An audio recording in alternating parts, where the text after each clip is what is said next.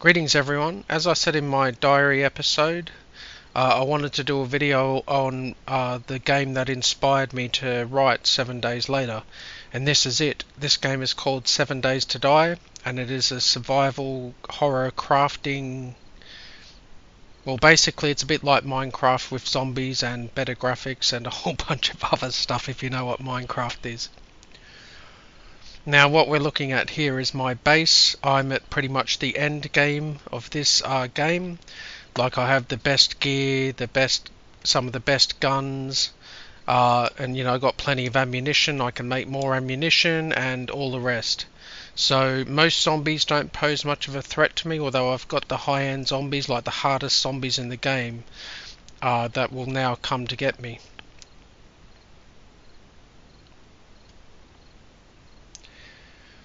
Now I'm going to show you my base and just tell you what style of game this is, and what I'm planning to do in 7 Days Later. Now I've just got a few things set up here that constantly craft for me, and yeah, that's like a house I can just explore and stuff, but I'll go into the exploring aspect later. For now I'm going to go into my base. I actually have multiple ways into my base, because like 7 Days Later, my book, every 7 days there's like a zombie horde comes to kill you basically, and every 7 days they come and they get harder and harder each time, so you really need multiple entry and access points to your base that in case they overwhelm you, you can basically escape. Now this is like the back entrance to my base that I usually ride either my 4-wheel drive on or my motorbike.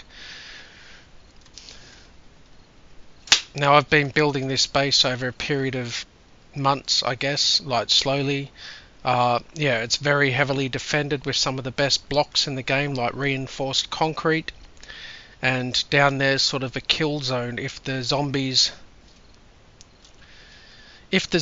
make it through these outer defenses here, they've then got to deal with this inner defenses, and I can shoot them from up here basically. And then they'd finally have to get through all those spikes and into my base itself. And I even have a little thing over there where I can attract the zombies and have them attack me in that building, and then they won't be damaging my base as much. But anyway, this is my base. It's pretty rough looking in parts, but it does the job. Going inside, this is my main room. Again, this is what I'm basing 7 Days Later on. The characters in that book, they're going to build a base like this. I'm not obviously going to make it exactly like this base, but this is where I do a lot of my, or cooking my food down there, because you've got to eat in this game. And then I store a lot of my equipment in here that I've looted or created or whatever. And different chests have different stuff inside. So, and a lot of my crafting, as this game you've got to make a lot of stuff. A lot of my crafting is done in this room. On that table there is like a crafting bench. These are my forges, and I basically smelt metal in these things so I can use them to craft stuff later. I might even put some in there now actually. And yeah, so a lot of crafting. I can craft on my character too. Let's say I wanted to build a chest. I have to spell it right. I can just go like that and then craft, and then I can basically place that chest on the wall like that. So this game is a crafting and building game, and yeah, you can do anything you want. There's the lower part of my base. I won't bother going down there. There isn't too much down there. It's just multiple ways to get in and out. And I'll show you my farm, because eventually looting supplies from random buildings and stuff. This is an apocalypse game. It gets harder and harder, and just, yeah, it's not worth it. So you've pretty much got to grow your own food. So this is part of my farm here, and I can collect all these plants basically and then replant the seeds and have them grow again. And then using these, say, mushrooms and potatoes, I can then make better food in the campfire, sorry. And And basically that's how you survive in this game, long period. You've got to grow your own food and stuff. I can actually hear a zombie somewhere. And actually, on that note, if you don't like zombies, probably stop watching this game, because I'm going to show a loot excursion trip. But before I do that, and as it's getting late because the zombies sprint at night and become a lot harder, I'm going to show you like the basics of a survival game. Like I said, I'm at end game, so I don't really need the basic level resources anymore. Try not to damage any of my lights. But if I was starting out the game, I'd just get the basic resources like wood and rock and all the rest of it type thing. Now my characters in the book are starting out like basic like this. They start with pretty much nothing, and they've got to collect rock and wood and sticks and just empty anything they can find basically.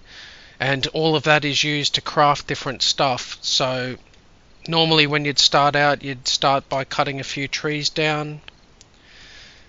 It takes a lot longer when you start than it does now for me, because yeah, I've got pretty much the best, most upgraded axe in the game almost. So normally it'd take maybe, I don't know, 30 seconds to cut down a tree. You'd also find rocks on the ground like this, and you'd take them, and then you'd make like basic things like a stone axe, which I can't even craft because I have to collect grass. But anyway, you do the basic crafting, you'd slowly upgrade your stuff. It probably takes, I don't know, maybe a few dozen, maybe even 30 hours to get to the end game type stuff. And yeah, a lot of time and effort, and you've got to build up your base because the zombies, like I said, come every 7 days, and they get harder and harder. So a lot of my book, 7 Days Later, is actually like the central conflict is largely going to be around them building a base to defend themselves. Like there's two main characters, a boyfriend and girlfriend, and they're basically going to build a base like mine, maybe on an island or something. So a lot of the series might center around this base, and they go out and get resources, and they've got to go to increasingly dangerous places like cities or military bases to get the best gear in the game. There's some nice sunsets and stuff. Like I said, it's going to get a whole lot harder once night falls. So yeah, the central conflict will be the base, and it'll be slowly built throughout the series. Raid Slayer has a bit of that too. Zach, the main character, and that upgrades his house slowly, and it gets more and more powerful crafting abilities, like his butler basically there, and you know, it gets other rooms and stuff or whatever. So it's very gamey stuff, I guess. And you know, the whole idea of base building is very important in these type of games. Like it's really the central focus, I suppose, other than dealing with the monsters, whatever they are, and going out and mining and collecting resources. Yeah, it's basically a lot to do with base building. And you can mine underground and go underground in general type thing, and get like proper metals down there. On the surface here, you're kind of restricted to what you can get, so yeah, you've got to go underground and mine.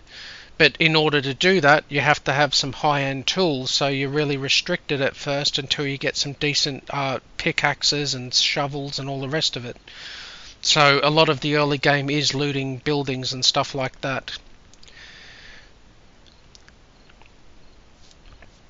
Now I've explored most of this map too, and I have vehicles and stuff. Again, like when you start out, you definitely don't have motorbikes and cars and everything like I do. Actually, in this game you can even build a gyrocopter. That's a zombie about to walk into my spikes, and not one you particularly want to see her, but I'll show you if she's still alive. Maybe she's not. Looks like she died. Anyway, those zombies are called screamers, and they'll scream, and then they'll attract more zombies, and you've got to basically fight off a horde. So, next I'm going to show you some scavenging, what you do in the early game. I mean, I still do it now because there's definitely stuff I still need. This is my 4-wheel drive, and yeah, that's probably the hard part of the game. Now I question whether I should do this at night or not, because it's going to be a whole lot harder, but what the hell, let's do it. a night run of scavenging.